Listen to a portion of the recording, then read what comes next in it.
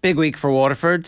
Colleen Kuhn gets nominated for an Oscar, and Ike Anagu is in the Ireland under-20 squad. Ike, good morning to you. How are you? I'm good, in yourself? Yeah, good. Is that the first time you've been mentioned in the same breath as an Oscar winner? Hopefully it won't be the last. Yeah, definitely. Definitely does feel exciting. Yeah, it's a dream, actually. Come here. How did that whole process actually happen? What's the bit where the Irish rugby selectors are made aware of the fact that you can play for Ireland, that you grew up for a period of time in Waterford? I think so. Before I came to La Rochelle, we tried to actually go to Ireland first, so they were made aware of me about towards the end of 2021. I think Leinster and stuff were in contact with my agents, and then they just kept sending my games through, all my footage, every game. And then, of course, Ronan O'Gara helped a bit with speaking to Richie and helping me get into a camp. Okay, right. So this had kind of been on your radar and your agent's radar for a while. Yeah, that's exactly it. So, yeah. Your upbringing for a sports person is very varied, and we've just been talking with a PhD in coaching about how multiple sports is really helpful for you. So you're a basketballer as well as a rugby player, is that correct? Yeah. I played so many sports when I was a kid. I played football as well, cricket, tennis. I did a bit of swimming, but yeah, I think playing a lot of sports really just helped me as a rugby player, because you take all those different aspects and it just adds to your game, like the jumping power, the speed of doing athletics or something like that. It just helps with your rugby game. So it was definitely a great experience. So you went to school, like, in Johannesburg in South Africa, but am I right in saying La Rochelle just saw a clip of you playing rugby in South Africa, and that was what led to them, I guess, inquiring about your availability? We played a couple of games. It was a festival at Monument High School in Johannesburg, and we played a couple of games, and I did really well in those two games. And from there, I was able to get looked at by a French agent, who then sent my games through to a couple of French clubs, and La Rochelle was the one I picked. And I know you had a contract offer from the Lions on the table in South Africa. So what made your mind up to choose La Rochelle over perhaps staying in South Africa? I think I always just wanted to play Northern Hemisphere rugby, and then on top of that, just having ROG as the head coach, like, for me, that was really a big deal.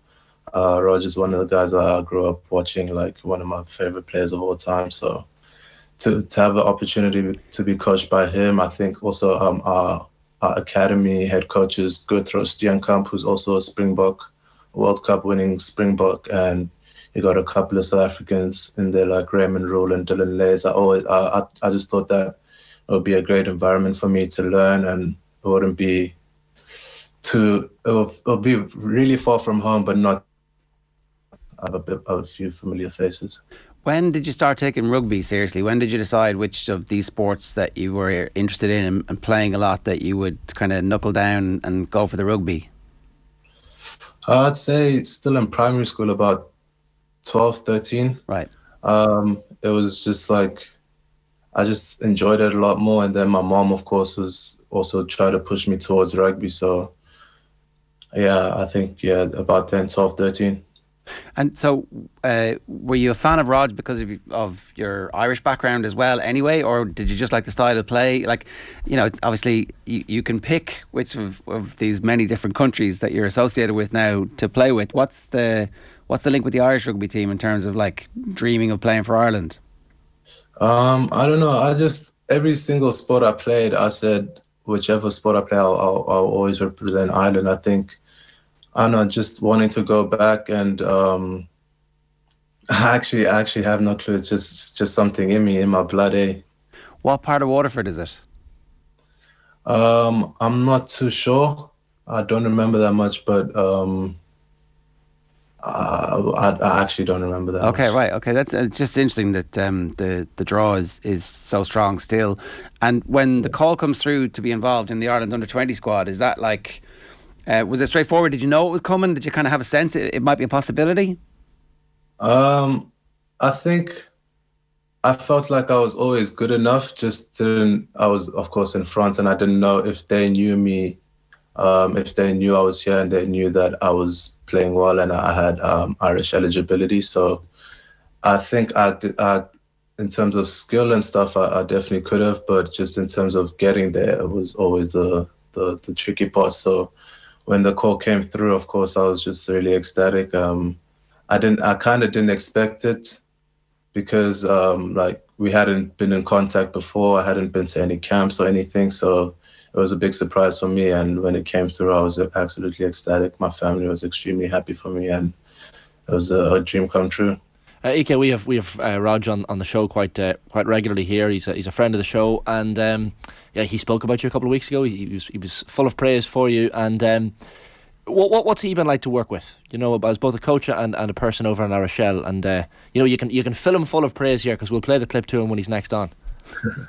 Yeah, so like even now, I still get starstruck every time I speak to ROG. Like walking through the hallways, he greets me. He's like always full of energy, says my name in a very, very energetic way every time. And he's just a great guy. Like on the field, he's very energetic, full of like very enthusiastic coach, really good at getting his message across to his players, but also like he's also like a really cool guy. Just like when you try to speak to him on the side, you're gonna have a couple of laughs with him, can have some banter with him. So he's a great coach, and of course a dream for me, a dream come true to work with him. I'm reading some of the comments that Ronan has said about you before. He says Ike went back to Ireland with the under-20s, and I had a few texts from the boys going, he's one of your boys? And I said he was. I don't know what his best position is. He could be a belting 12 or he could be a dominant winger. He's very young still, but hopefully we get a top 14 game into him soon. So Rog pointing out you're a very versatile player as well, which is a useful asset. Yeah, yeah, definitely. I think just wherever I've just been put in whatever position suits the team more. So I've just been able to learn many positions and excel at them. So just very blessed to have the skill set and be able to play multiple positions. What's your preferred position though? I actually don't even know right now. I think my preferred position is whatever position the coach puts me in on the weekend. Well, I think that's the right. Yeah, exactly. Well, you look at it.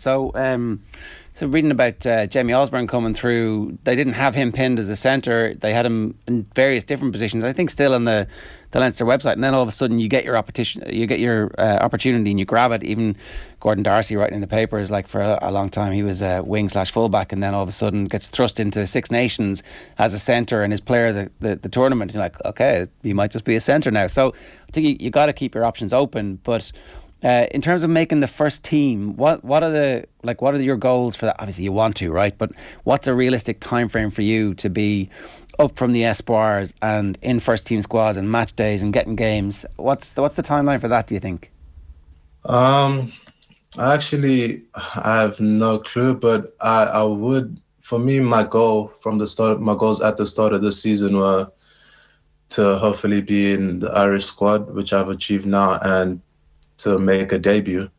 And in terms of playing regularly, I don't think I'd play regularly this season, but hopefully next season I could get maybe like 5-6 games, and then from there we see what goes on. But I don't think there's a certain time frame. I think it just depends on injuries and stuff also, because we have like a really big squad with insane players, world-class players. So I think it just all depends on how I do and what the first team needs at that point in time, because again, it's hard to give a youngster an opportunity when there's still a couple of world-class guys and all that kind of stuff ahead of him. So yeah, I'm not too sure yet.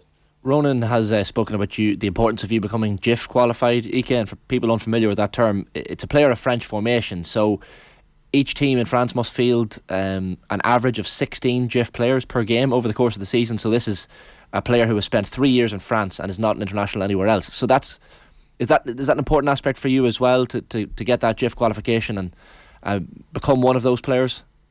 Yeah, definitely. I think before I came to France, I didn't really know much about it either.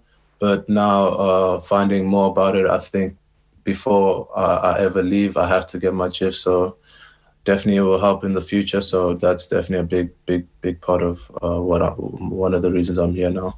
You're involved with Richie Murphy's Irish under-20 side now for the Six Nations. So I mean, you're making the right strides. What's the ultimate ambition? I mean, getting into that Irish first team, I'd imagine in the next number of years is the ultimate ambition. Yeah, exactly that. For me, it's always been Ireland and then British and Irish Lions. So those are the two big ones, and hopefully I can achieve them throughout my career. Well, we wish you the very best of luck with it. It's been brilliant chatting to you this morning, Ike. Congratulations on your inclusion with Ireland, and best of luck at La Rochelle. Thank you very much. Have a good day. You too. Take